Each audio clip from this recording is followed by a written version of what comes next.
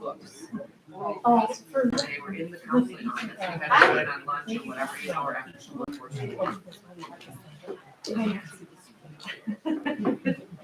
Yeah, no, it's, I'm like, I think I applied for two, because I'm like.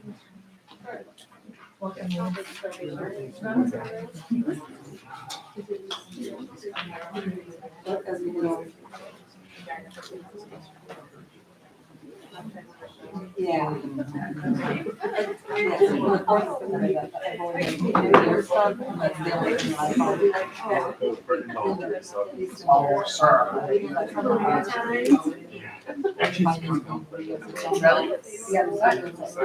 How many bills?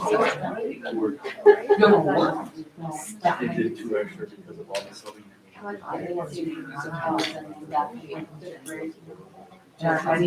Grads, like, so people who would be interested in sticking. If you would wrap up your table conversation, we're going to get started. You can go ahead. Thank you. During the last board meeting, the board asked that the meetings be live streamed. So that is Mr. Hoffman back there tonight is the person who is managing our live stream for us. So I want to start off just by welcoming you and thanking you for coming. This is such an important topic, and human growth and development is something our kids so desperately, they need to understand what's happening with their bodies. And we have schools for, well, since I was that age, have been providing education. We have some state statutes around the topic of human growth and development. And the last time in this system that a committee came together was in 2014, 2015 school year. So it's time for us to review the human growth and development curriculum to make sure it still is aligned with the state statutes and the state standards. The state standards that we have for health have been in place since 2010. And so they haven't changed since we developed the curriculum. The state is working on that, and we'll talk about that in a little while. And we'll get to that. But I just want to say thank you for making the commitment. Thank you for being here, being present for our team, and for your willingness to do some homework in between meetings. So I just had you get familiar with a couple of documents. I'm going to spend some time discussing those tonight, and then I'll be sending you home with some stuff. And we'll take a walk through the binder. But first, I would like to just review the purpose of our, sorry, oops. There we go. I'm gonna walk around with this so I don't review our purpose. And yeah. Are the binders gonna be ours, so we can write notes and stuff in them? Yes, and actually, when we do that, if you would slide it out, even right now, just slide out the cover page of the plastic and just put your name at the top. That way, if you set it down or walk or if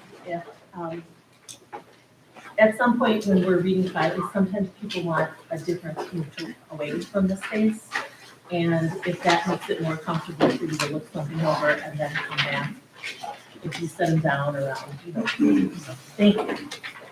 Thanks for that. So again, our purpose is to review the curriculum and provide feedback and any recommendations to the district.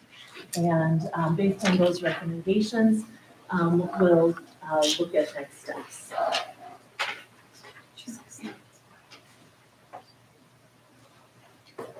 So again, the goal one more time is to look at the human growth and development curriculum that's currently in place and make sure that it's aligned to the state standards and the outcomes for the students in the various grade levels where we're teaching human growth and development.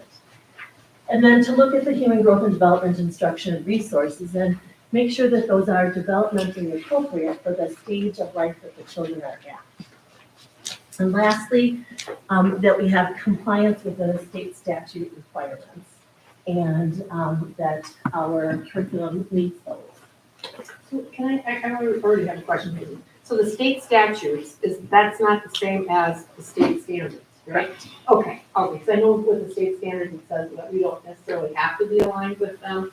It's a tool, but the state statute, okay, so that's something separate. Yep. Wonderful, Yep. okay. And, yep, absolutely. So we'll be going over that.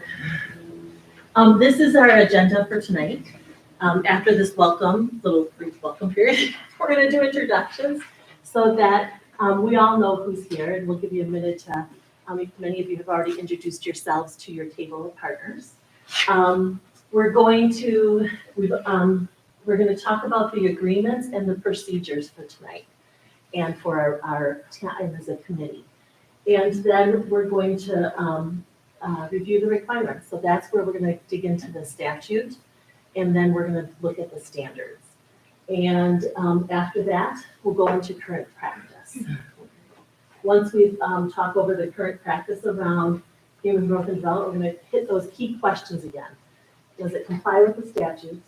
Is it developmentally appropriate? And is it aligned to the standards? And then you'll have homework. And we'll set off with the tasks and the homework. All right? Well, again, welcome everybody. So if we would just take a minute to introduce everyone. I'm Laura Jackson. I'm the Assistant Superintendent of Teaching and Learning here in the West Bend School District. And excited to be here with all of you tonight. And Jennifer, can you just wave back once? Greeting you when you first walked in is Jennifer Boyer. Thank you, Jennifer. And I wanted her to make sure everybody got up here. And again, thank you for being here. Jennifer Boyer is a very important person in our curriculum department, and she works in the curriculum department and is my assistant, and again supports and puts everything together for us, makes sure that we have what we need so that we can conduct our meetings. But if we could start with Lisa, would you start us off? Yeah, I'm Lisa Spade. I am the health teacher at the high school. Thank you. I'm Tom Overseer. I'm the health teacher at Radnor. I'm Jenny Orth. I teach 4th grade at McLean. How about if we come over here, Kerry? I'm Kerry Knudsen. I'm a stay-at-home mom now, but I had a 20-year career in nursing. 2 years HEMONC, worked with a lot of HIV positive patients, mother baby, and then high-risk labor and delivery, and traveled all over little days. I'm Melissa Navalis. Currently I work for UW Extension, but starting next week I will be working at Volunteer Center in a community engagement role. Thank you. Go ahead, I am Stephanie. I am a mother to a child in the district and registered nurse. And I'm Jody Yeenan. I am a mother. My kids no longer go here, but they did go to high school and graduated and they're doing well. And so I just want to make sure that it's part of our volunteer job, because not everybody has time to do this, but make sure that we're doing what we can, right? Yeah. Jody's an active community member, and I'm sharing that because we have certain rules about who's on the committee, and Jody represents the West End community on the committee. Thank you. Go ahead. I'm Lance Relm, the principal at Silverbrook. I have 2 kids in the district right now, a sophomore and a 7th grader, and then a fellow who graduated last year. So, I'm excited. Kate, would you go next, please? Sure, I'm Kate Paul. I have a daughter who's a kindergartner at McLean. I'm also a molecular biologist. Jenny and Oh, hi. Jenny Thompson. I'm a parent. My kids are in 7th grade and sophomore here at West. I'm Kelly. I work at Cora. I also have 4 kids in the district. I'm actually one of each school.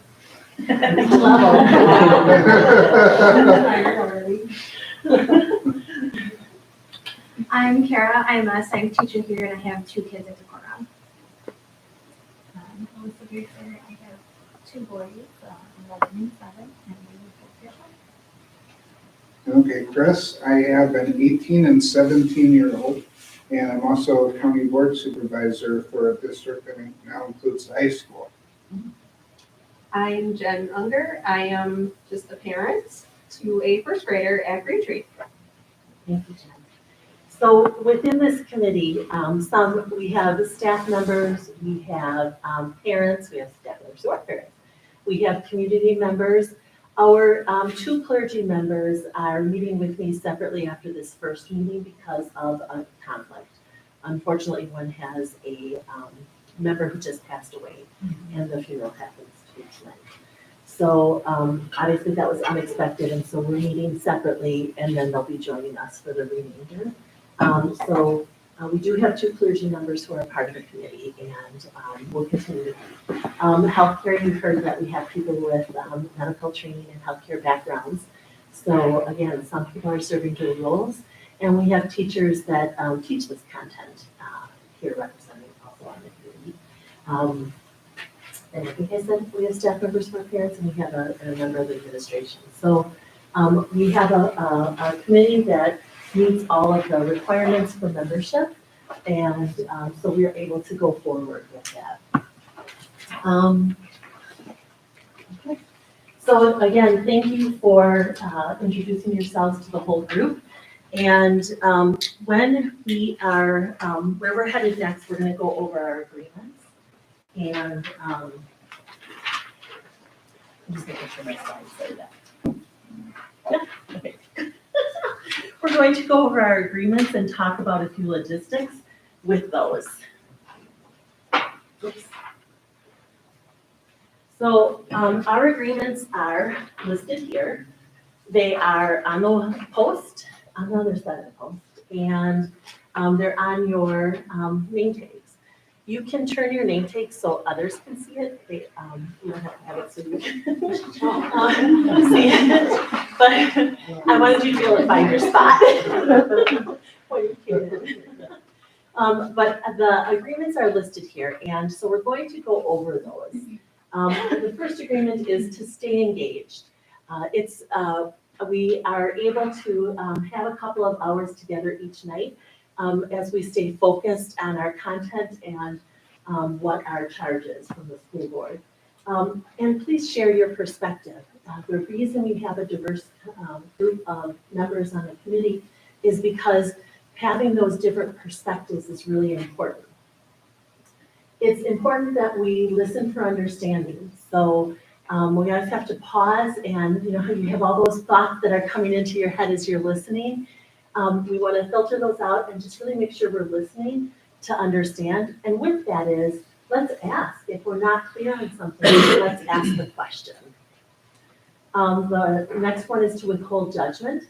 Again, if we're listening for understanding, we're listening to what our people in the committee are saying, and we're withholding judgment on the statements that they're making and looking at how does that apply to the task that we have. And then we want to focus on our purpose. That helps us stay on target and focused on our agenda topics and allows us to accomplish what we need to accomplish. I didn't put in silence your cell phones, but please do that. There are that garage door opening, I'm going to call it that, over there, is open. The side doors are locked. So if you step out a side door, you can step out the side door to take a call. You could go into one of these little rooms on the side to take a call if you needed to during the course of this meeting, because things happen, right? So if you had to take something, please either step out in the hall. You'll just have to come around back to the garage door over there in order to get back into the room. But please do that. Restrooms. There is a restroom like right over there, diagonally through this wall. And then there is a women's restroom right on the corner there, out in the main hallway. And just around that corner is a men's restroom. So those are close by. You have water at your table. And I know this is the dinner hour and that some of you have come from work and some of you have may not have been able to grab something. So I do have some snacks and chocolate over there. Should you need something, please just help yourself. Are there other agreements that you feel we need to have as a group and a team to function? I think Be respectful of each other. Be respectful of each other. Yes.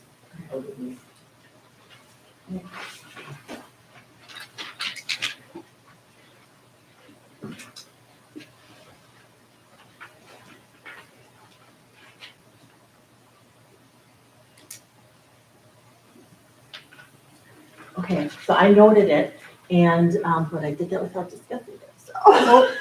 Sorry, I'm gonna rewind a little bit. Any, comment on the, adding on be respectful of each other? Great. And realistically, some of those things we talked about, like even silencing your phone or stepping out, is, part of that, so. Thank you. Anything else?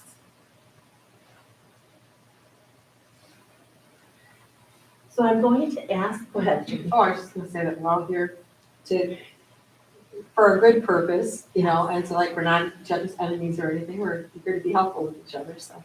I think that would help us to be respectful, just to keep that in mind, that we're here for a common purpose, I think. I appreciate that. Thank you.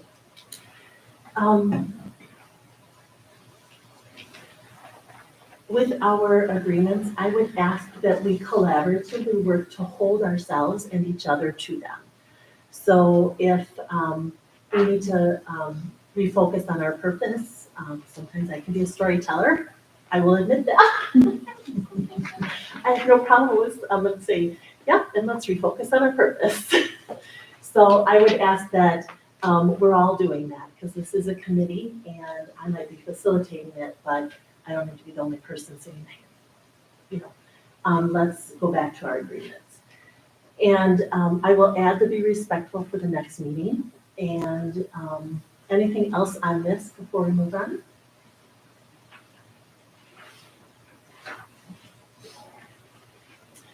So we're going to then, we're gonna go through the statute, but before we actually go through the statute, I wanna walk you through reminders.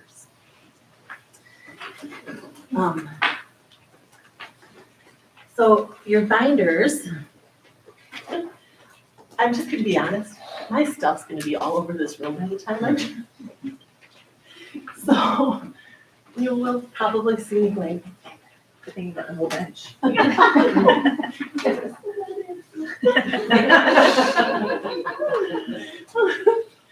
So on your tables, you have a plus delta sheet, and it's a notepad with plus deltas on, and we're going to use that at the end of the meeting. The plus will really be things that have worked out well for our purpose and our meeting, and the delta are suggestions for the next time. Also on your table are meeting boxes. In those meeting boxes are Post-it notes, along with pens and tissues and things like that, right? But up on the wall, I have a thing that says parking lot. Sometimes we're focused on a discussion of the statute, for example, and there's something that's, that you're wondering, that's not actually focused about that, but it's a wondering you have. Or it might not be on something for the agenda today, but it's something that's needling at you. Write it on the Post-it note, and then when appropriate, go stick it on the parking lot, because I'll review those things, potentially before we leave today, but also between meetings, so that we may bring that back into our meeting space next time and talk about the items on the parking lot. But it's kind of that idea of, you know, these are some things I'm wondering, but it's not focused on our purpose, so we'll put it up there for now, okay? So, in your binder, we again have our agreements. And I put on there, we'll hold each other accountable to the agreements as we collaborate on the review of the curriculum. So that is there. Then the next item is our agenda, and you have 3 agenda sheets that the first half looks identical, because that's just our agenda process, but you have the agendas for each meeting in the binder already. Following the agenda is a section that says state statutes, and we'll be going through that. Every yellow divider is a different section. And following the state statutes will be the state standards. The simple document that I emailed you that lists the standard and then the learning priority is what the first document that you see in the standards section. Following that is the entire state standard document. So if you felt like you really wanted to go back in and look a little deeper at the standards, you could do that. That is in the state standards section.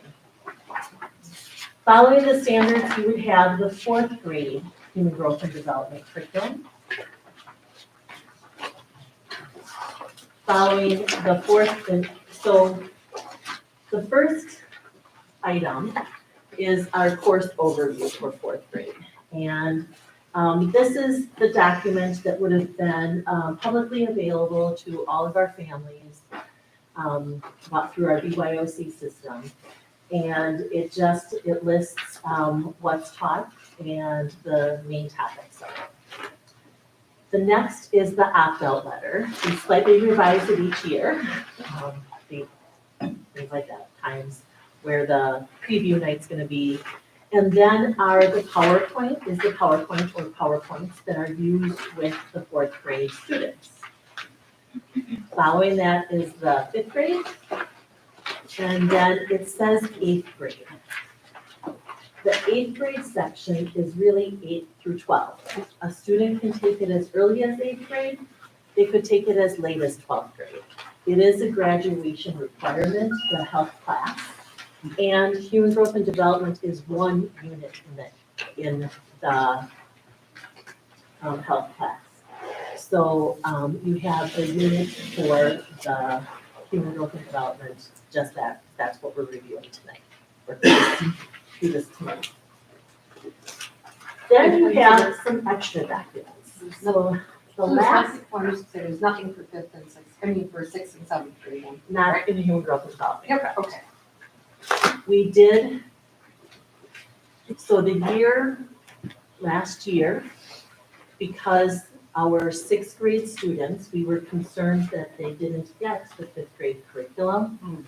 So last year, we did provide that to our 6th grade students. And then our 5th grade teachers in our 5th grade program reviewed what would have been covered in 4th grade. They're very, very similar, but we wanted to make sure that the students who may have missed it because of the COVID shutdown, when our schools were closed, had the opportunity to have that. What you're going to see, and we'll talk about, actually I'll go over that later. I'll go over the next part, that part of the year. So that was the 1 year we did 6th grade, but it was really to kind of catch up. Yeah.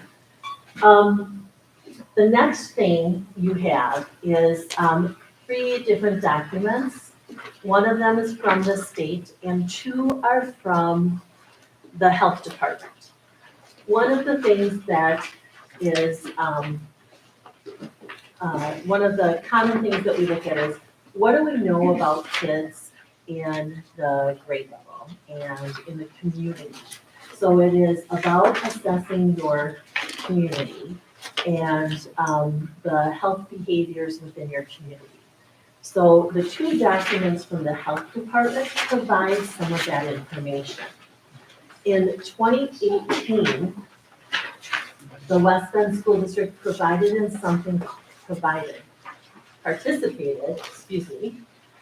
something called the YRBS. It is the Youth Risk Behavior Study. It is done throughout the state of Wisconsin by every county in the state every other year. So it's done every 2 years. And districts opt in and then decide locally if you're going to participate or not, and then how you're participating. Is it a survey that all students take at the appropriate grade levels? Or is it one that that parents have to opt students into? That they can always opt them out of it, but is it opt-in? And then what parts of the survey are you taking? So in our community, when we were looking at the YODS last in 2018, the decision was made to participate opt-in only. Students did it only during their resource period at the high school. So parents had to sign up and say, yes, my child will participate. Then it was taken during a resource period. And we also narrowed the scope of the questions that were being asked of the students. So I share that because the data that's presented is for all of Washington County, and it also is presenting all of the data. Our students aren't reflected in all of that data, but this is the result, the information for youth of Washington County. And so that last section are just additional resources for your own perusal. Yes? What percentage of high students opt into? I think out of our high school students, it was about 1/3 that were eligible, if I recall. Then we did not do it the next time around. And did you give us the results of the? By RBS? Yeah. Yes. It is. Oh. So it's in that last section called additional resources. So the starting page looks like this. Mhm. The one before is sexual wellness in Washington and Ozaukee counties from 2010 to 2020. And it is, so you can look that over because as we talk about, one of the things we'll look at is, as you're looking at the information, do we have the right stuff in there, right? And so to know what the data says for Washington County might be helpful in that. It's not reflective of our current students, but it's reflective of the county overall. Then the other document is from the Department of Public Instruction. So it starts like this, it's called Chapter 3. When you get this presentation emailed to you, this will be one of the links in the presentation. And so you would get this full document emailed to you. But the document is really intended for districts as you're planning forward in your human growth and development, curriculum development. So it has information in there for districts who are starting from scratch and who are doing a whole overhaul and who are really looking deeply at every aspect of their curriculum in health and human growth and development. And then it gives some examples from other districts of how they, of their agreements and some other things. It also gives a lot of different articles reflecting of the diversity of people we have. And so this section that I gave you is the profile of Wisconsin youth. And so that's why it connects to the other two things in the resources, because it is just a generalized study or information on the profile of Wisconsin youth. So as we're looking at what are the health behaviors of our youth, here's information where we can look for some of that. I'm also going to tell you that the publication date of this is, it's in there, you can see, is 2014. So again, it's not new data, but the profile of Wisconsin youth is some piece of information that's available to us. All right, so I went through that sort of. Any questions about your actual binder? Do we get to take this home with us? Oh, wonderful.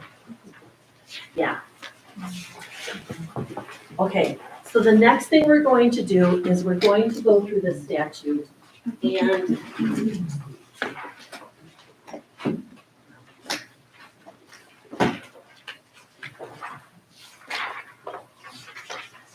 it is in the first section after the performance standards and after the welcome.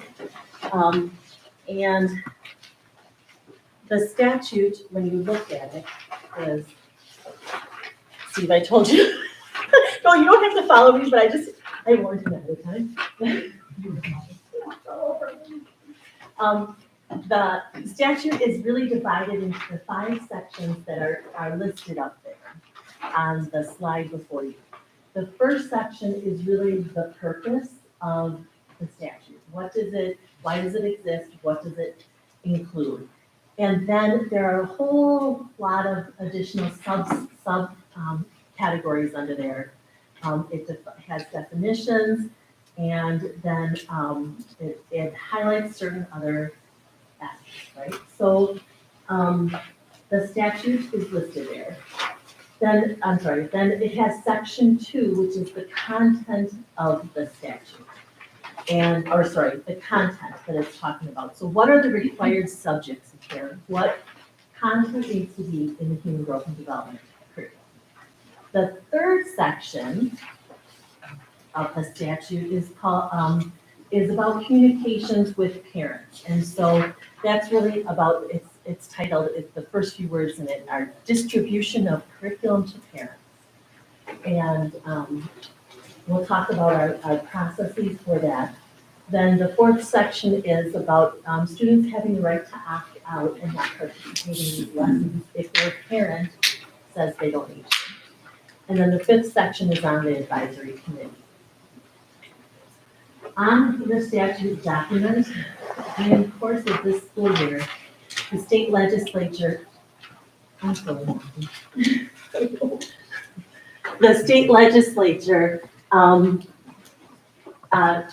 Act 90. And so the contents of Act 90 are summarized, pasted down below after your state statute is listed. So Act 90 was a new requirement to be added to the human growth and development curriculum for our students in 8th grades, 8 through 12 have. And the requirement was to add that in the time to teach it. So what I'm going to ask you to do right now is just to review the section that says purpose. And now I know the numbering is kind of odd, but it's the front page, is the purpose. And the subsection 2 starts about a third of the way down where it says subject. Required subjects. It's 2M. No, it's on the first page, where it starts with subjects. So up here, the first third is in section 1, then section 2 starts right near the whole punch in the middle of the page. And 2 is the lengthiest section.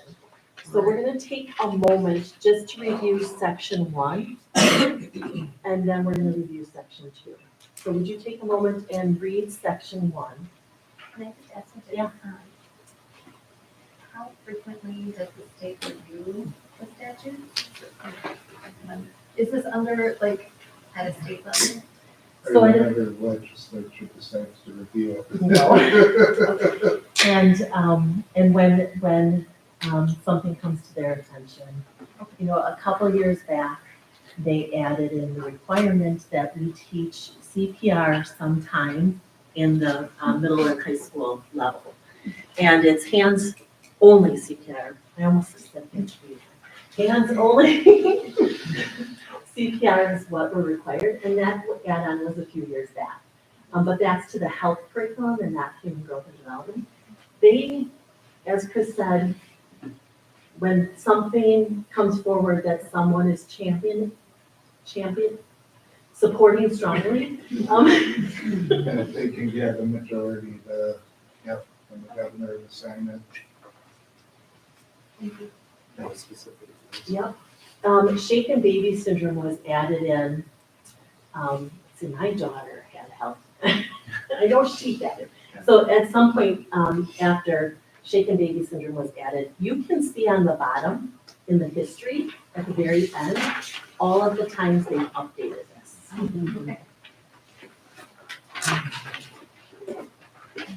Okay, so I'm going to ask you to read through the first section, and then I'm going to take a few moments to do that, and then any questions, anything you're seeking clarification on that first section of the statute.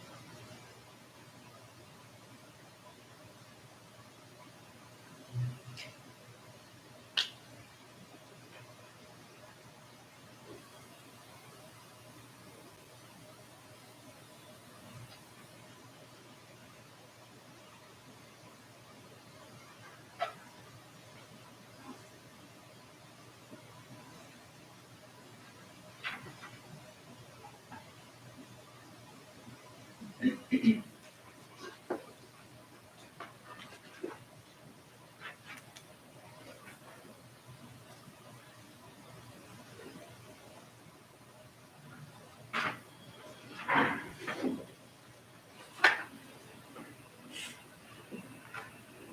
questions and comments on that first section?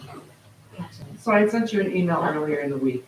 And I know that obviously there's some stuff in the back here that I haven't had time to read yet, so it might be in there. My concern when reading this was for age appropriate, it talks about, pupils based on their developing cognitive emotional capacity and consistent with adolescent development and community standards. And I don't know what those are. Yeah. So are a lot of those things explained in the binder? So I'm gonna try to answer that. Yeah. Without too much. So please think. Okay. So what it's intending to say is, as we know how students in grade, particularly in our district, we teach this in grades 4, 5, and then at one point when you take health in grades 8 through 12. And so when we know the development of students in that age range, so you're 9 to 10, you're 10 to 11-year-olds, what are they typically developmentally able and to do, handle, understand? And so there's not a document in there that says a typically developing fourth grader is this. What it's also intended to show is that I have 3 nephews with autism. To use them as an example, and I know I'm storytelling. One, totally fine, will absolutely understand everything with all of his same age peers at all of these levels. Another one is totally appropriate to be in the classes and handle this curriculum, and then maybe some additional support. One is not going to understand it, so how that child is addressed in this area is his parents and his IEP coordinator are working that out. So that it is, so he can understand what's happening to himself, and the best he can. So some of that is understanding when you have some individual differences, and that's addressed depending on that child. That's addressed individually. So what you're saying is, if we don't understand what is considered age appropriate, and we're just kind of guessing because most of us have kids or have had kids, then we're just kind of guessing or hoping that you guys got the age appropriate part correct.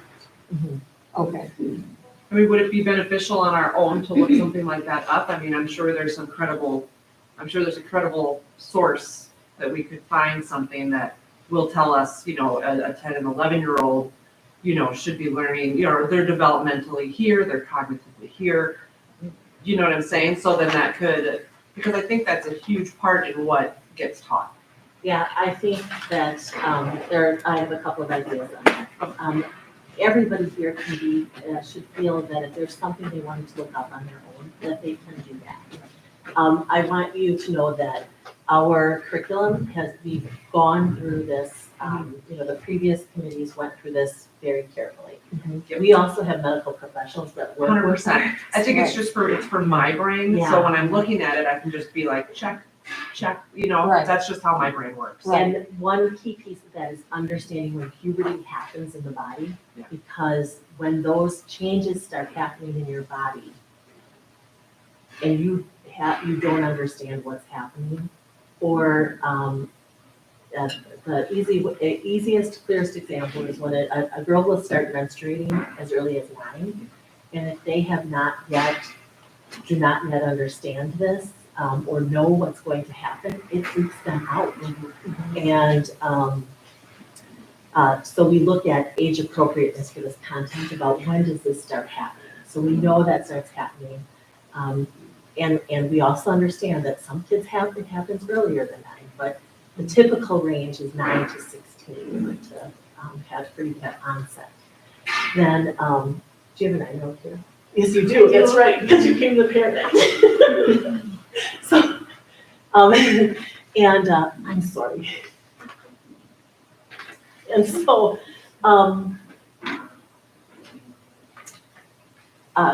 you know, that goes along with the age appropriateness, and we're pretty tight.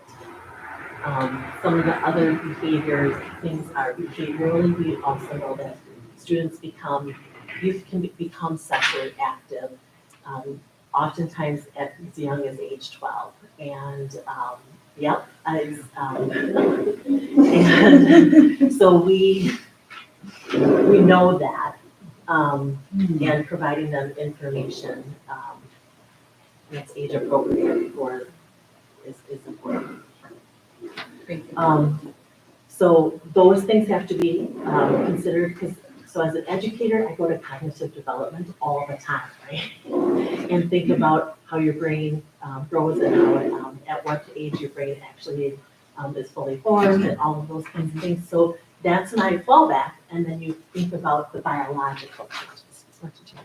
I looked up Piaget's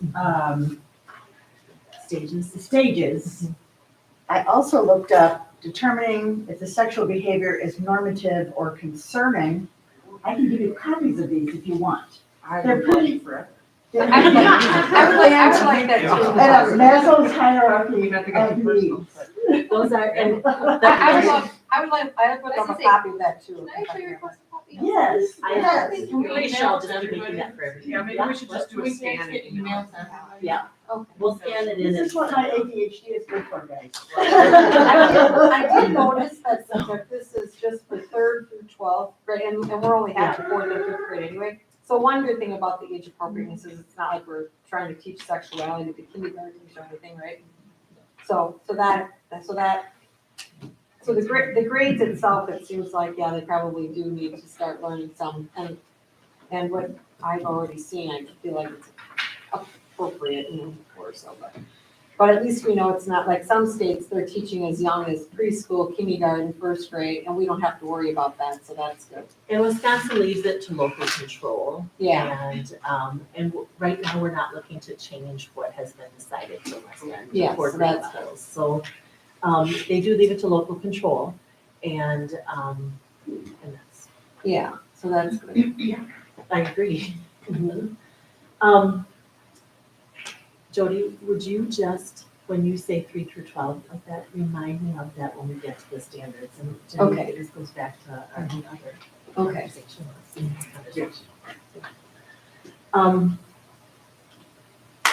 All right, so section 2 is like what we're teaching, and section 2 is longer. And it is half of the first page, all of the second page, and just the top of page 3. And as you dig into section 2, I am going to invite you to spread out if that's easier for you. Sometimes people, like I sat down because I think it might be irritating if I walked around. So if you would go through section 2 and take a look at that, you can spread out within the library, and I'll call us back in a few moments.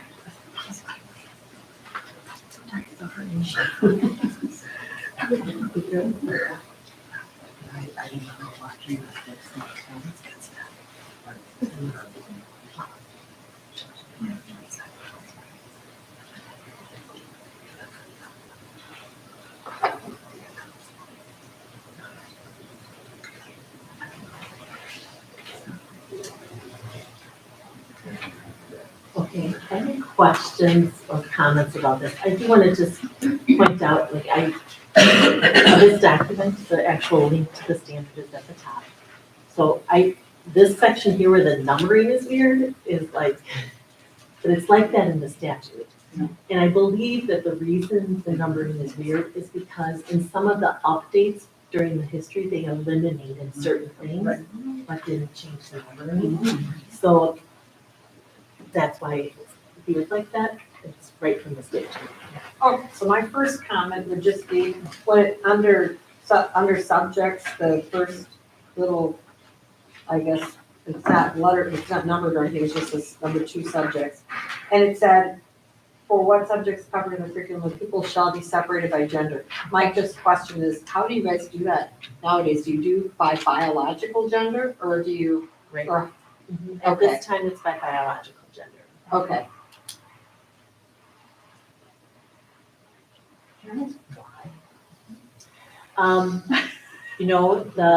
Yes. I have an So- 8-year-old son, so Snickers and that kind of stuff, but wouldn't you want this sex to learn about this sex and this sex to learn Oh, and they do. about this sex? So, but not Okay, together. not together. So I at see. the But at the youngest same ages, Okay, yeah. okay. Because otherwise they So- might get embarrassed if like you're talking about tampons or something like that. Both, so the girls see the girls' video and the girls' information. Then the boys, then they see the boys. So in fourth grade, girls start with girls, and then in fifth grade. But my No, question. fourth grade, no, no, sorry. Fourth grade, Fourth my grade question is is only on your own. Yeah. You only learn about your biological gender. Fifth grade, Yes. you see both. Right. And you're separated by biological gender, and you see both in fifth grade. Okay. And my question was more like, I understand that you're separating the boys from the girls, but nowadays when there's other issues that are called in, like mentally and stuff, do we have an issue with people saying, well, I want to be in with the boys if I'm not biologically a boy or something So like that? our district has not yet addressed that. And so the way we would address that is on an individual basis. Okay, And so sometimes people opt their children out. right, That is an option always, right? Right. And sometimes at the elementary level, parents are invited to come in Mhm. to watch with their kids. right. And so sometimes they do that. And parents have options. At this time, we have not addressed that on Okay. an individual basis yet. And I think for That's what you're showing for the fourth grade and fifth grade level, at that level, I mean, they need, even if they feel a different way, they need to know how their body's working anyway, probably, so, yeah. I just have a general question. When you're addressing the positive connection between marriage and parenting, I'm just kind of curious how you go about that. I feel like there's so many kids that are because they're single parents or never having that family unit. And it just makes me wonder if it would affect their emotions, how they feel about themselves, basically. If we're just saying, you get married, then you have babies. Obviously, that's what we all want to happen, but I don't want a child to feel less than because that wasn't their situation, or isn't their situation. So that's not part of the fourth and fifth grade, but when we get into the 8 through 12, do you want to address that? Why now, you want me to? Yeah. We talk about all the different types of family structures. So Okay. that's actually a unit even before this unit where we talk about nuclear family, single parent family, divorce family. I mean, we have all different types of family Daddy, mommy, structures. mommy? What's that? Daddy, mommy, mommy? We don't talk about that unless it's brought up. Okay. But again, if it's brought up, yes, we can Okay. talk about it, but we stick to like the main structures or, a lot of different scenarios, even adopted, foster, whatever. We try to have that in their brains before they come into this. So now that we brought up that daddy, mommy, my question then is, for the parents that might not be comfortable with their kids talking about daddy, mommy, is that, I know that you said that it's not normally part of it unless someone brings it up, but the chances that it could be brought up seem to be, as we get in further and further into our years, a better chance. Do you address that in a letter saying that even though we don't, to parents, like, even though this is not our goal, but if it's brought up, we're gonna talk about it, so parents know ahead of time that it's a possibility. So if they don't want their kids in that class to be talking about it, they could opt them out or not. That might be something that we So need to talk about. that's not, so we have all of our parent letters in the binder. And Right. we'll be able to review those. But it doesn't say that specifically, and if Oh, it's not no, part it of your doesn't. goal, it's not gonna be in the curriculum, so they're not gonna know it's gonna be brought up. So maybe they should just be warned ahead that it's possible that if students ask questions, we're gonna be talking about it. I appreciate that you're bringing that forward, and I think we can consider that, but what I'm gonna say is, we will never hit all possibilities. Right. And so the students have the opportunity to ask questions. Right. Parents always will have that Right. You cannot predict what's gonna be asked. Right. Right. But maybe that is, I guess maybe just a short paragraph that just kind of addresses that there's no way that we can predict everything that's gonna be brought up in a class, to just be aware. So I think even for your own protection, so a parent doesn't come back later and say, well, you never told me you were gonna talk about this. If there was just some kind of a paragraph, just kind of as a disclaimer, even saying, there's, these are students, not robots, they're gonna be asking questions that we, can't even predict, so just keep that in mind or something, I don't know. I appreciate that. Kelly? Is there ever, or has there been talks of including Including Trying to think of- all family structures and Yes. including all gender identities as, at you were least hinting at. just maybe not delving into every possible situation, but like she said, that it is becoming more and more common, so are there talks about just putting it in there and giving out information about those types of family structures? As opposed to just waiting for it to come up, because it may not be comfortable considering who our kids are, in all ages, for a student with maybe 2 months and yes, to bring it up. And just eliminating that kind of pressure on the kid who might have questions or comments. So I think as we review every one of our curricular areas, and where that structure fits in. So with our 4th and 5th grade students in this, it's really about your body changing. And that includes like you're going through a growth spurt, and so you're healthy food choices, exercise choices, and things like that, or you will be going through growth spurt. And then more towards like The high school, and I think when we delve into the whole health curriculum, when we look at that family structures unit, we'll need to have some deeper conversation about that. Is that scheduled? The, into the health curriculum? yeah, so we're gonna talk about that in the standard section, but, I can talk about that briefly now. I'll wait till the standard section, I'm sorry. Pardon me. So I was gonna just suggest maybe something off of what you said earlier, about, how with SEL, they send out that weekly email, in the newsletter, or is it in the newsletter, or is it like a bulletin? And it kind of breaks it down on what's gonna be discussed, and then maybe what parents can discuss with kids prior to that meeting. And I know a letter does go out, but maybe something along those lines, just in addition to, like, hey, parents, like, this would be a good topic to talk to your kids about, this could come up. Like, I feel like that could be just something really simple that could go out and, In the normal communications. Right.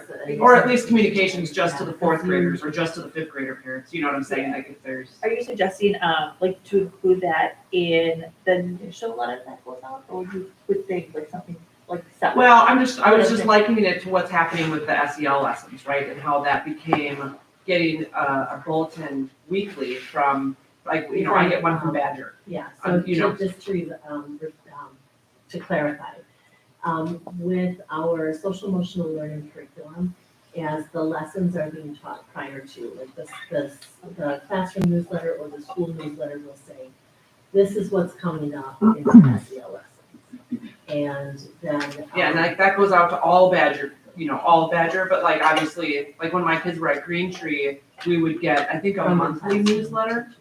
Yeah, and so maybe in that monthly newsletter that it goes home, maybe in that specific one for May, when we're gonna be going over human growth and development, for 4th graders, you just write right on there, these are good questions to talk about at home. I think that would probably come up in conversation, even though they're 4th and 5th graders. I mean, it's life of the world. It will probably come up. I agree with that. I think there are definitely opportunities for parents to engage with HGB a little bit more. Well, and frankly, that's the recommendation of our healthcare providers that work with our 4th and 5th graders, is that they're not sure of the conversation, and this is based on, what they see in practice as well, and the questions that come forward in practice makes them wonder if the kids are able to have those conversations or having those conversations at home. So I talked to, go ahead. I don't want, but you talked about 2020 and the whole pandemic and how we attempted to do HGD at that time. So we shared those presentations with parents, and by and large, parents did not feel comfortable like sharing that information with their kids because it was so big and so comprehensive. So I think to give them some of those talking points and some of those entry points to be able to have those conversations would be useful. So, remind me when we get back to recommendations, but, because I'm trying to not form your ideas too much, just let you speak and then it'll come forward in recommendations, right? But, again, our healthcare providers talked about that, in advance. And one of the things that, and correct me if anybody is doing this, but I believe that we are not currently sending home a list of the questions that were asked. And then so when kids ask questions, they'll write it down and share their question, right? And then the questions are read before they're answered, right? So some are not answered. And because that's something that is currently part of the expectation to discuss at home. Sending or I shouldn't say it like that. That was an incorrect statement, so let me rewind. There are questions not covered in the current curriculum, right? So, but sending home that list of, these are questions that were asked and answered in the human growth and development discussions. These are questions that were asked but not answered. That would be helpful to parents. You don't know if your kid is one who asked them, but it starts a conversation with your child, and it gives you some talking points with your child. So that was a recommendation of our healthcare providers. Include. Other questions about the statute. You'll be using this information when you review the curriculum.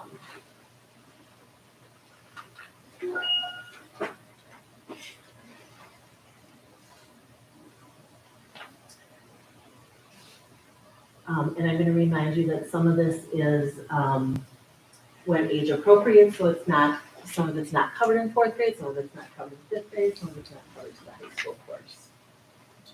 I just have a really quick question. It relates a little bit to something that was already asked in a different way though. A few places in the second page C, and I think there's one other place which I'm not finding specifically, but it just talks about unmarried pupils or married pupil or before marriage in terms of pupils. Is that because potentially students could be 18 and get married, or? And in the state of Wisconsin, a child at age 16 could be married with parental consent. Okay, so that was good to know, because I was like, oh, it's interesting that they either specify it as unmarried instead of just pupils. Yeah. Okay, so that's good to know. Some of our parents are responding to that statement, but it's true in the state of Wisconsin. That's why it's sort That's Kelly. I've read it a couple times and maybe I'm just missing things. The state of Wisconsin is really pushing the abstinence, which is good. However, is there no actual safe sex? How to have sex, but precautions some take. Thank you. I didn't want to make it sound like here's how you do it, but does that make sense? Like, I don't. Contraception. Yep. Yes, contraception. Yes, we So have it a is- section. Okay, because there's just nothing. It's not promotion, it's just if you choose, these are your options. Which is good and bad that they're not promoting it, but at the same time, yeah. Yeah. So when you said that they could speak anywhere between 8th and senior in high school, how does it come to be when, is it just based on scheduling? No, so they have an option to take it at Badger. If they don't, they take it here. Parochial schools don't have it. So parochial students take it for the first time here too. If they don't pass it at Badger, then we take it at the high school. So So yeah, so some take advantage, some don't, and then a couple of those students, take advantage. Yeah. Better is better.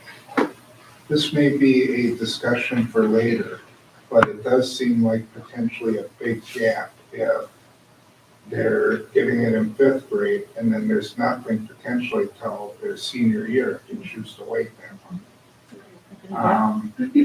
You know, I don't know how everybody feels about that, but that seems high. I probably have 3 seniors. To give you kind of an idea, like this semester. So that's not that many No, to make it a it big doesn't typically. I do know, like, my kids went to Cabrini, and they did have health at Cabrini, like, in their 8th grade year or something, so they weren't behind when they got to the high school. So some of the parochial schools even do it in 8th grade. Correct, and so so currently, under state law, a student who takes a class at middle school level that is a high school course can earn high school credit for that, given certain parameters, right?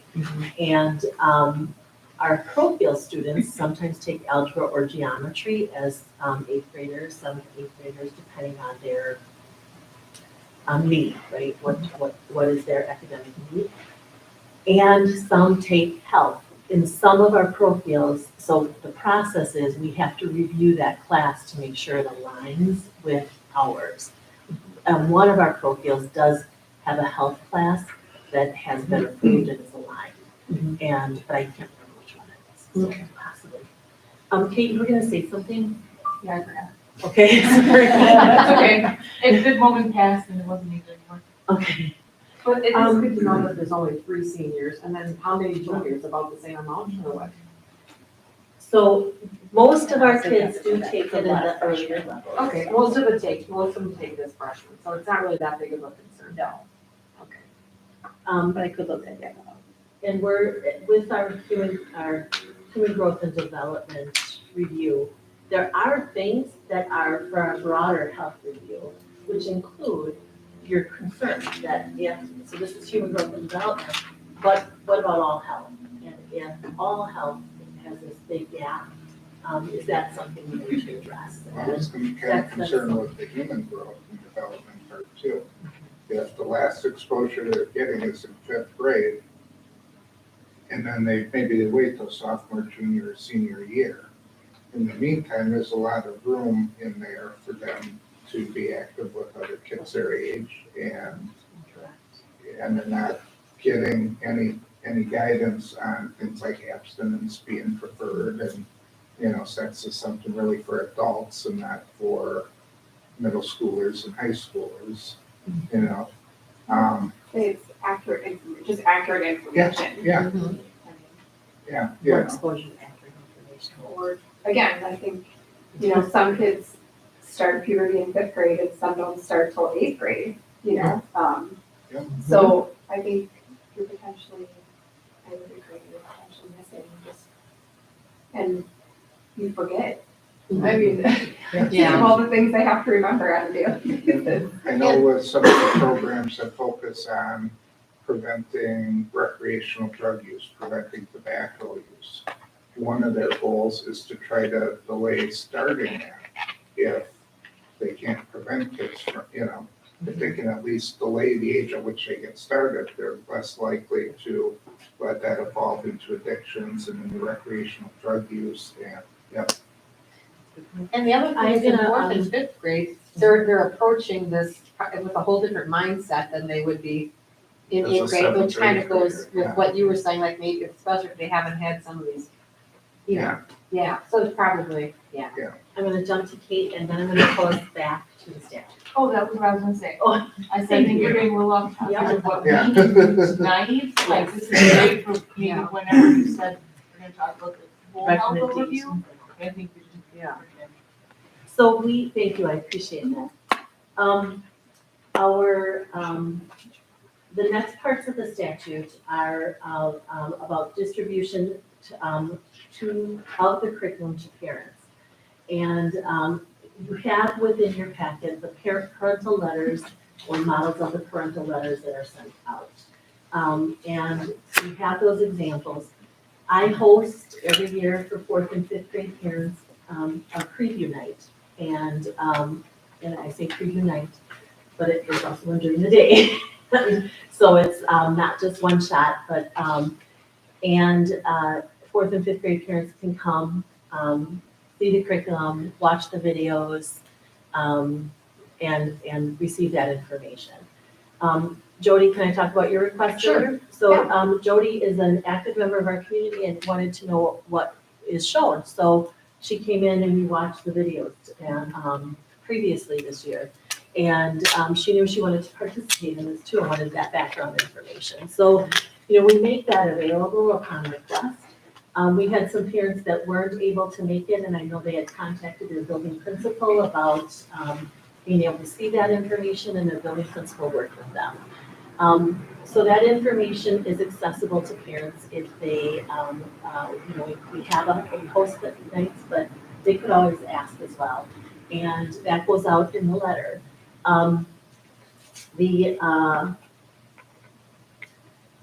We previously used an online warehouse to house our curriculum. Now it's just accessible on the curriculum page so that parents can get an overview of what's taught at any time in any area of curriculum. So that information is out there, but I will have you, like I'm telling you this, there are some other procedures that probably aren't reflected in the binder, but Lance can give a good example of that. So can our other staff members. And I just kind of gave the highest level overview of these are our processes. The exemption part of the statute says, parents and guardians have the right to opt their child out, not the exact wording. And we provide the letter for parents if they choose to opt out. It's also accessible on the website. Yeah. I'm just curious, what does opting out of 8th to 12th grade help look like? You're opting out of the unit itself. Parents have a letter that explains the state statute and some other stuff, and then it has an outline of our actual unit, and parents can specifically say, I don't want my child to be involved with this, and this. So do they have just like a study hall then? Or do you give them we give them an alternative? alternative academic for help. And then the last part of the statute is the advisory committee. And you're here. And so that's the last part of the statute. The next section of our presentation is the standards. And the state standards, again, you have a document that was emailed to you that lists the standard and then the learning priorities. On the top of the document, it says grades 3 through 12. So originally, I wrote 4 through 12 because we start teaching this in 4th grade, but then I changed it to match the standards because the standard breakdown is through grade 2, then it's grades 3 through 5, then it's 6, 8, and then it's 9, 12. So I changed the title of the document to say 3 through 12 because that's how the standards are broken down. And when I was going to provide a print copy of the actual standards, you're already getting the digital copy. I thought I need to explain that. Because you might be looking for grade 4 standards there, and it's really broken down grade 3 through 5. So the way the standards, state health standards are, there are 8 overall big standards. This is what we're working for. And then the state breaks it down by saying, here's the learning priority for grade K2. Here's the learning priority for grades 3 through 5. Here's the learning priority for 6, 8, and 9, 12. And so in the document you have in your binder,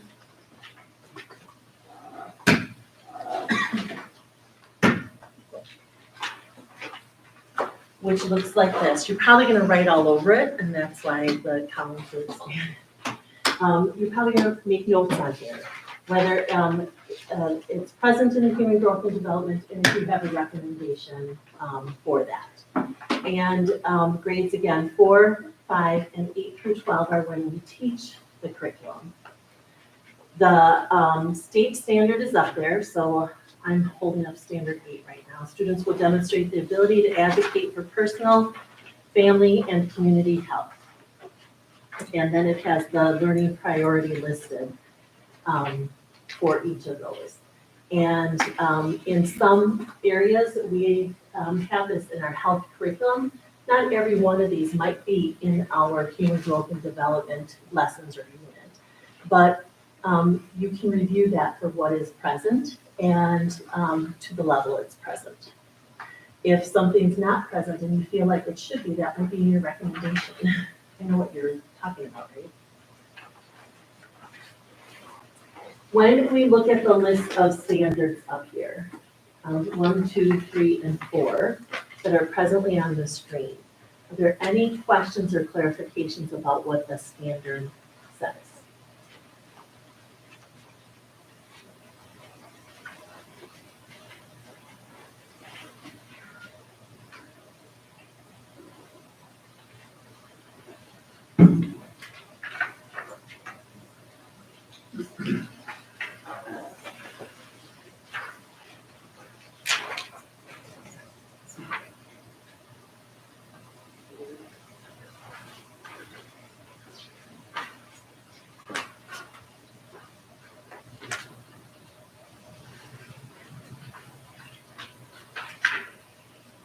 So I had a question on that, because I kind of looked at some of the stuff before we came.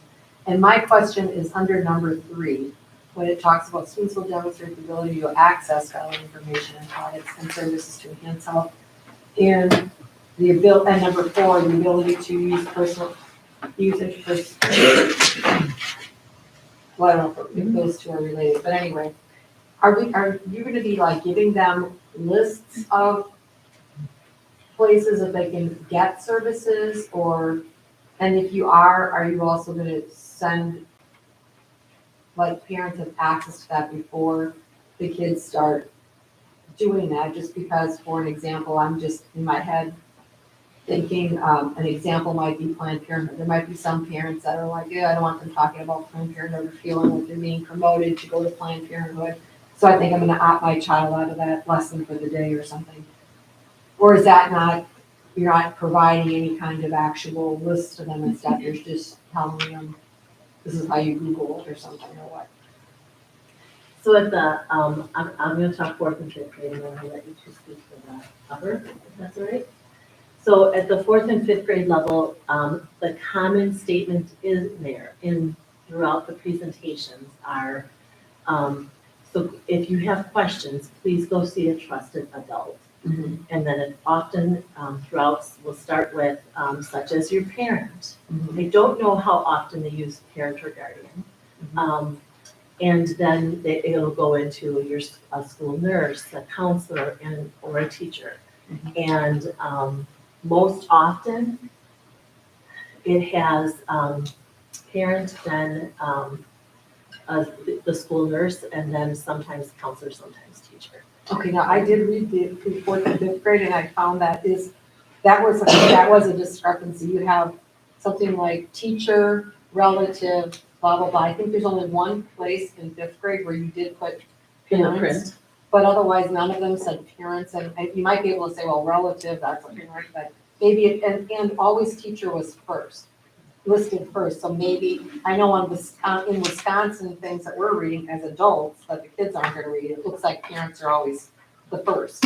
But in this material that you gave them, parent is only listed once, and that's in 5th grade. But on the other pages, the parent wasn't listed at all. So maybe that would be one point of wording where you might wanna. I think you got, yeah, add that in. Okay. And it, because it's throughout the text and the video, you would see that. Yeah, okay. So it was listed in 5th grade. On one page in 5th grade, but there were 2 other pages in 5th grade where it did not list parent at all. In 4th grade, I don't recall it listing parent at all as one of their trusted adults. I appreciate that. So the. Yeah.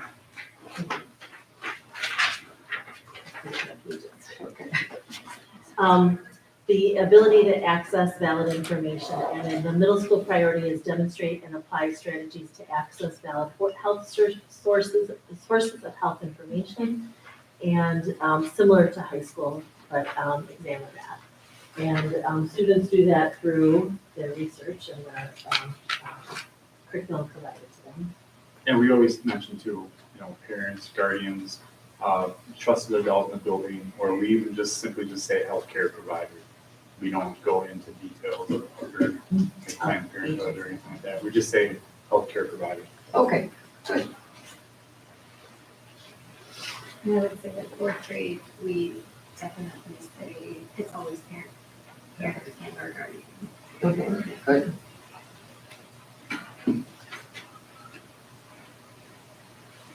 I have 5 through 8 up on the screen at this time. So if you would just take a look at those.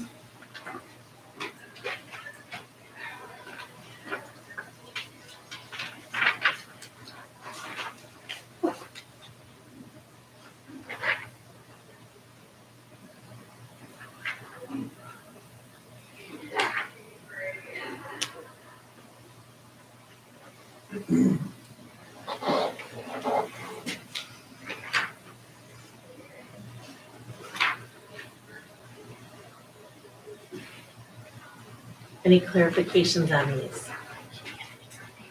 I do have a question, yes.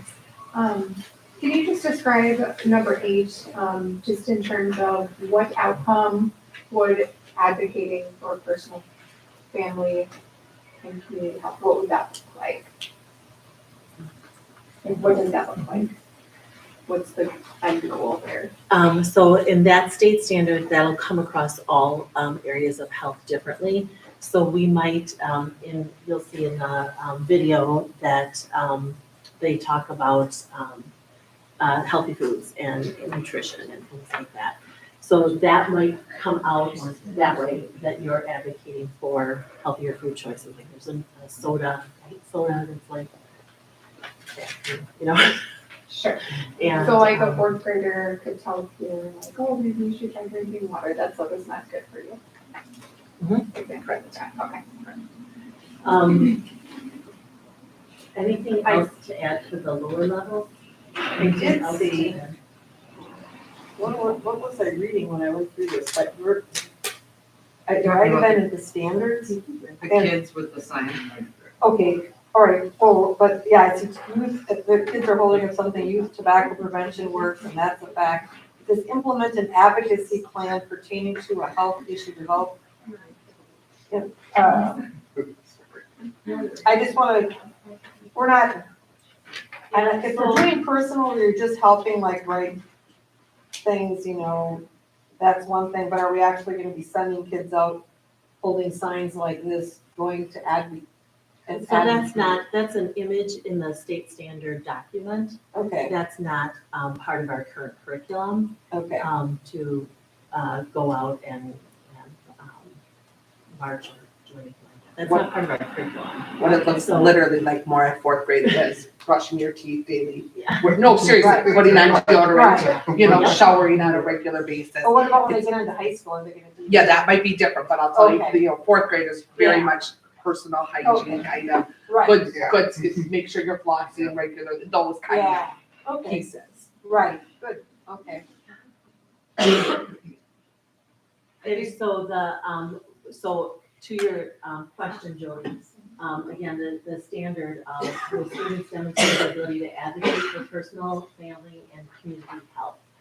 When we look at the human growth and development curriculum and just boil it down to human growth and development, some of the things that we're talking about are outside of that curriculum. However, the being able to go and ask a trusted adult is a significant part of advocating for yourself. I think maybe what's something that you're touching on a little bit, I think, is that just making sure that advocacy doesn't turn into activism, Yes, that's. right? That's what So I'm it's like, thinking. advocacy for your own health and obviously not in the 4th, like in the high school, 8th grade to high school. Because advocacy is extremely important Right, to learn. Yeah. You are your own advocate when it comes to your health, and kids need to understand that. Right. Plus all the other things everyone has mentioned. But I think that's something that could be a concern. It's just, it's close to a hot button word. And so, That's exactly what my brain was Yeah. like, what word am I trying to pull out of it? And Yeah. so to ask those questions is Okay. appropriate and will always be appropriate for parents to ask. Can you share with me what you mean by advocacy? mhm. Okay, And for a parent to say, what's the difference between advocacy and activism? yeah. And your, and for us to just state, Yeah. this is, activism is not part of this.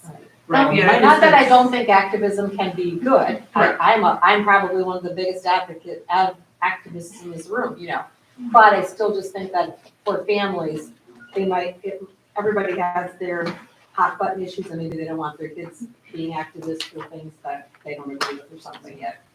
So, All right, I am gonna jump down to, you're just gonna click through through a couple slides, or a slide, or two actually. Just one.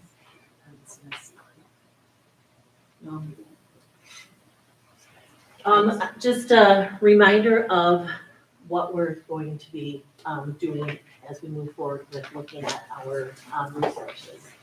One, again, are they aligned to the standards and the learning outcomes? Are they developmentally appropriate and do they comply with the statute? This is an image of the document we were just looking at. Again, as you review the instructional resources, you're going to have two documents to kind of help you channel your feedback, relay that, comment on that. So within your binder in the next sections, you have the materials, but you have, as you review them with the standards, this document is laid out by standard. So as you look at the fourth grade materials, if you have a comment on the standard, this would help you guide that to standard 1, standard 4, standard 3, standard 8.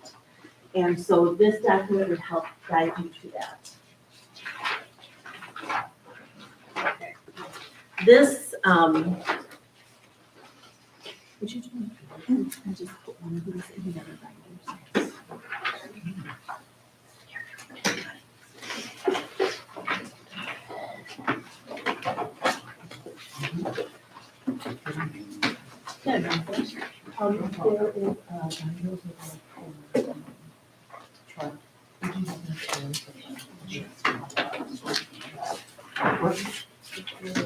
Oh, it's, okay, so right at the end of this section, this is the standards. For just in the beginning, this is like, I can put them in. Yeah.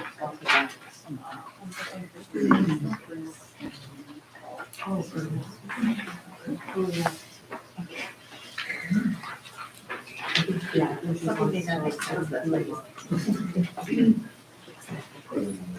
All right, so you have another document that I just handed out and putting it in your front pocket is super appropriate because you'll eventually give it back to me. And this one has, there's a separate page for grade 4, a separate page for grade 5, and a separate grade for page 8. And this speaks to, again, accuracy of information and has you give a rating. Is it poor? Is it fair? Is it good? Is it excellent? And then any recommendations or comments. You've shared many recommendations already. And so as you go in and go through things, you may have more. And so there are essentially 4 areas on here. Again, it's the same for each level, but you're interpreting it slightly differently for a 9-year-old as you are a 14-year-old. And so this is also part of the review. So I would like for you to take some time between now and our next meeting, and whether you're starting at the 4th grade level or you're starting at the 8 through 12 level, if you would pick at least somewhere to start, give as much time as you can to going through the information. We're going to talk about recommendations next time, and we're going to organize it by going through each level.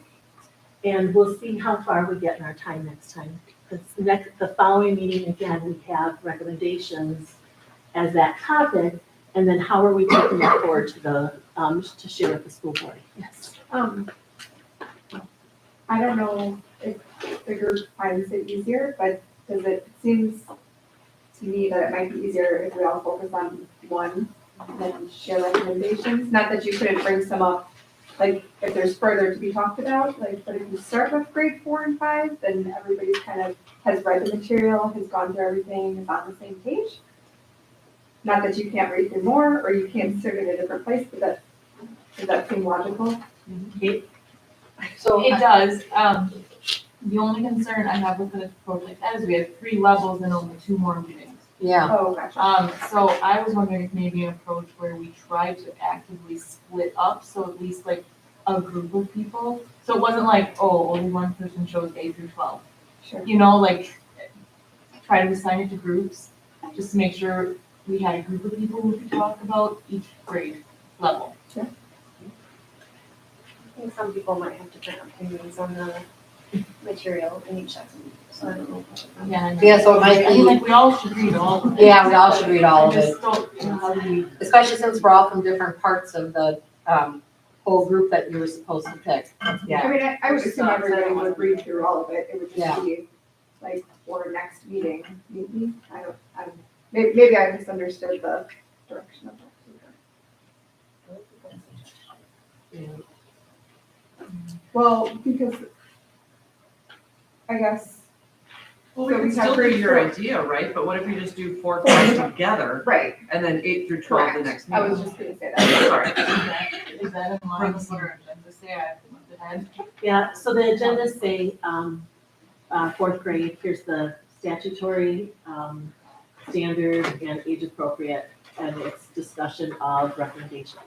Then it's the same thing for 5th grade, and then the same thing for, 9 through 12, or 8 through 12. And, so it's the same thing, it's, those agenda pieces. and are we doing the high school like at the 3rd meeting, or are we No, supposed to do it that's the all next meeting? together. Oh, it's all together. We listed it all together next time. Mhm. And then the 3rd agenda is coming back and discussing the recommendations forward, so Right. that we have some processing time so that we can move forward. So, I will say this, for 4th and 5th grade, it does not take that long to go through it. So, so it's not like this is gonna take us forever. And I do feel like most of, I mean, from what I saw, other than the thing about not putting parents in the thing, in my opinion, I don't think too many people in this room are gonna have a problem with it. It's not But- about a problem, so sorry. Oh, no, but I'm just saying, like, if we're all gonna tackle this, to me, I feel like the biggest questions are gonna be, and I haven't seen the older grades one, so for me, I'm curious to see what the older grade has in it, but I would for sure wanna, I think that if there are things that are gonna come up more than brush your teeth and here's your body parts, it's gonna be in the older grades, so I don't think that any of us should skip over that, right? Our mission on this committee seems to be to make sure that it's following the statutes. Right. I mean, there's obviously a lot more questions and comments that we all have about the curriculum, what we would like to see, what we would like to see, what we want to Right. changed. But the question of, does it fit the standards, does it fit the legislation? I mean, and that's important at all of the levels. Right. I mean, that's not more important at the higher level than it is at the 4th graders. Right, that's So true, it's really that's we're true. really trying to make sure we're following all the rules. Do we And know- that's our most important goal. Do we know when the new standard is coming out? This is a standard that you said is the same since 2010. Correct. So it's been the same standard for 12 years, so it's not gonna change that much, but we should still check to make sure that whoever did this last time did a good job. But other than that, it's not really gonna, when is it gonna change? so I'll come back to that, Okay. let's finish our charge. All right, So, sorry. I was just taking the time, so we're all right.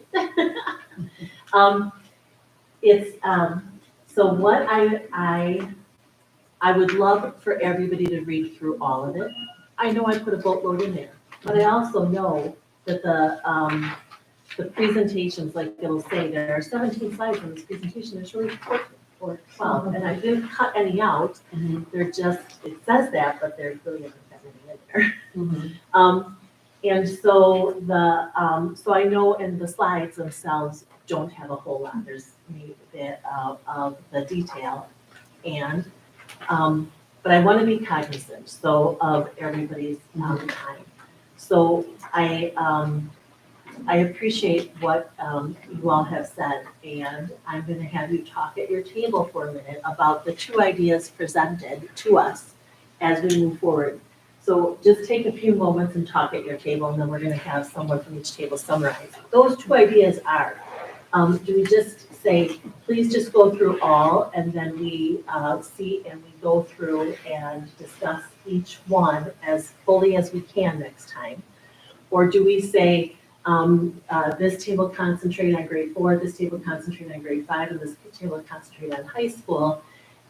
Still go through all, but really hone in on those, or allow them to choose. Why do we only have, maybe everybody else only wants to go to 3 meetings, but it sounds to me like this is so complex to throw all the grades into one meeting. It sounds like that's the problem, is that we feel like there's so much that's, and all of this is important.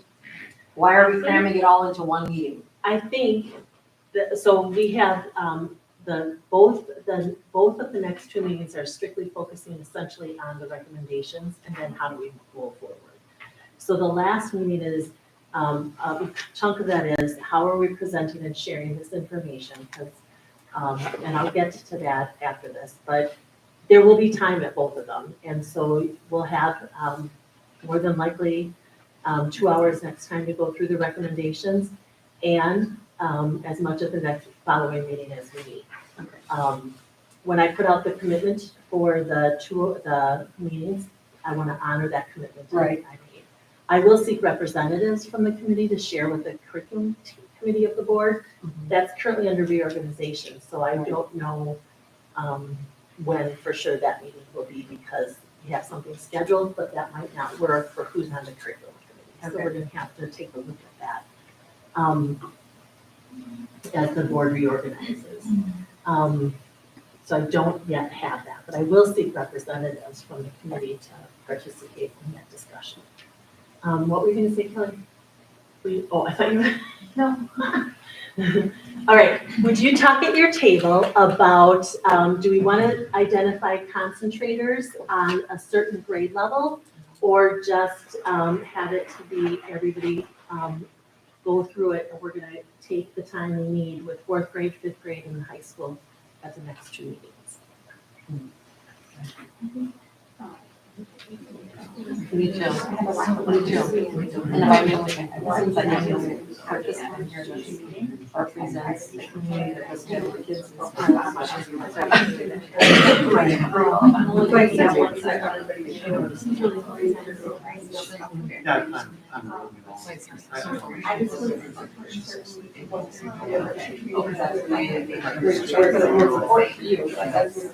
know what I mean? You have one. Well, you can say, oh, hey, I think, here's Right, incorporates language learning, from what teaching I methods. saw, it sounds like it's the standards. The standards haven't changed. You can say, oh, I think that that's fair, but I'm gonna recommend that you guys do this to make it even better. Or I think this one's excellent, we don't have to do anything. I'm sorry. I guess I just think that's what we you know what I mean? As opposed to like, oh, we're reviewing that, and we're discussing it. And then You get to place here, so then you get to it, and then we discuss that. Right. Do you know what I'm saying? But don't you feel like that's Because I feel like they probably just, does that make sense? That's why I thought. I'm highly opinionated, and I'm gonna. In my opinion, you started from what I could, just concentrate on that. So I think Because I just feel like that's our feel like.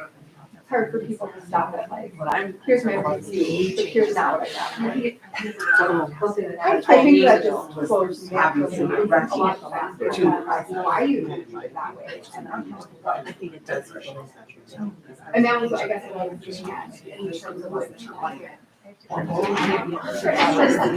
think there's gonna be, discussions that go from the second reading into the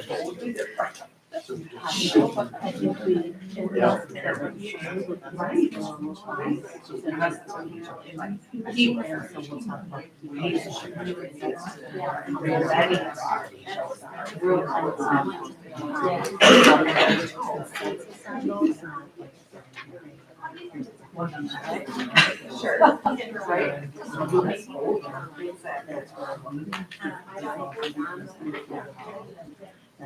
Right now, it's And I think that one of the, she's no longer on, she had the last day, so the baby just last month. I guess. She's not on, we just have contact.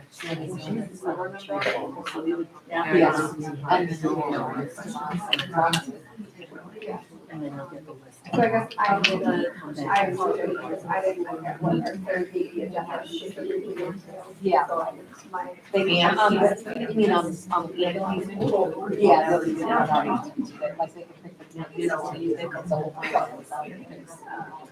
You know, I'm comfortable with the way that it's handled. I just. No, she was. Yeah, sorry, I didn't look at the last meeting, so. It's all right. This is a lot of information. You know what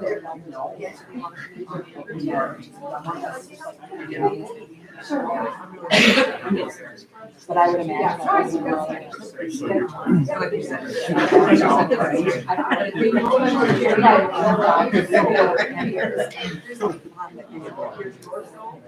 And then our.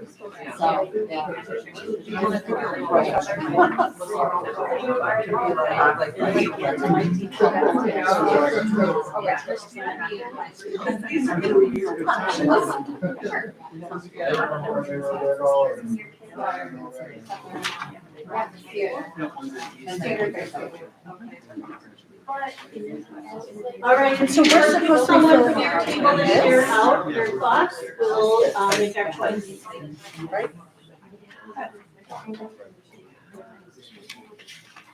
Just see where you're sharing. Just so the consensus at our table was, let's just review everything for next meeting.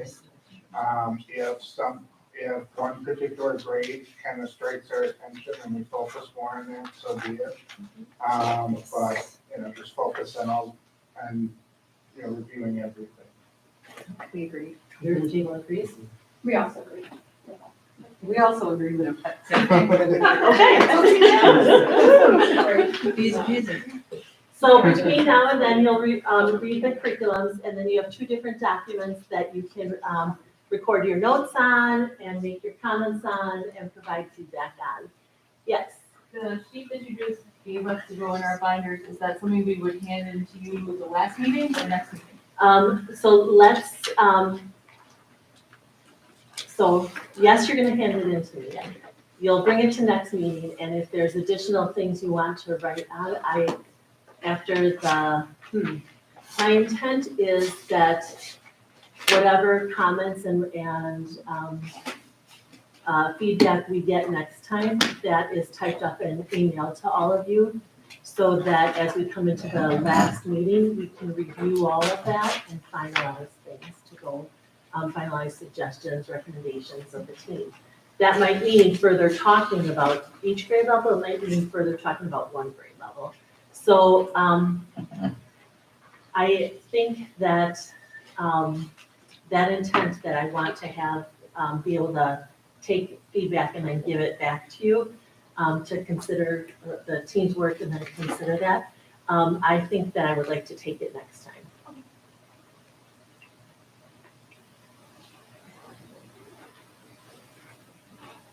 All right, so I am gonna send this to you.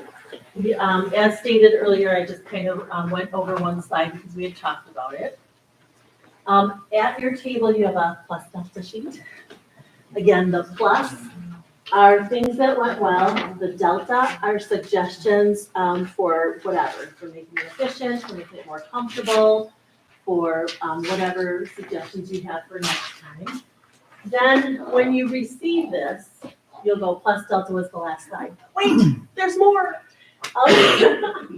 I have the, during the shutdown period, our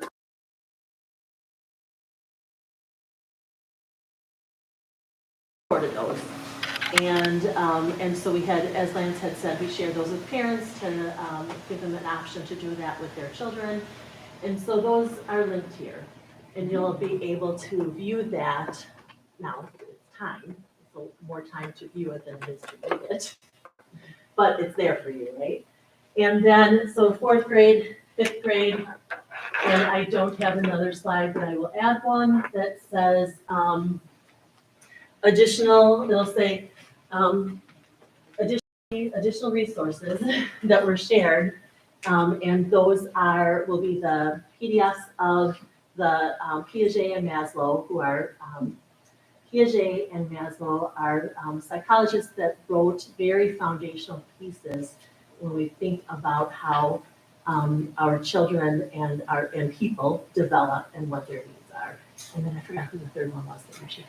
It was something, what is appropriate at this age for sex, moderately, we're getting different, and then very inappropriate for sex and the age. Okay. So those 3 documents that we talked about at the beginning of the meeting will be linked on the last slide that will be that. So if you could, your plus deltas just leave on the table, your name cards you'll leave on the table, but take your Bible. And then you're gonna email all that to us, is what you're saying, right? Really, this is presentation Okay, perfect. with the other slide added to that.